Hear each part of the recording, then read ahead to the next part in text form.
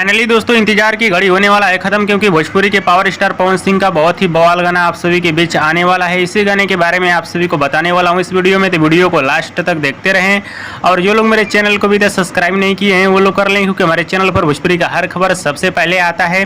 तो सबसे पहले आप सभी को बताना चाहता हूँ, भोजपुरी के पावर स्टार पवन सिंह का एक नया गाना आने वाला है माँ गायत्री रिकॉर्ड के यूट्यूब चैनल से। जी हाँ दोस्तों, माँ गायत्री रिकॉर्ड के यूट्यूब चैनल से गाने को रिलीज किया जाएगा। गाने को लिखे हैं निक्की निहाल, गाने में संगीत दिए हैं प्रियांशु सिंह, गाने को गाए हैं भोजपुरी के पावर स्टार पवन सिंह और शिवानी सिंह ने। बताया जा रहा है कि भोजपुरी के पावर स्टार पवन सिंह का गाना बहुत ही कमाल का गाना होने वाला है और पवन सिंह के इस गाने को आप सभी के बीच रिलीज किया जाएगा 16 तारीख को।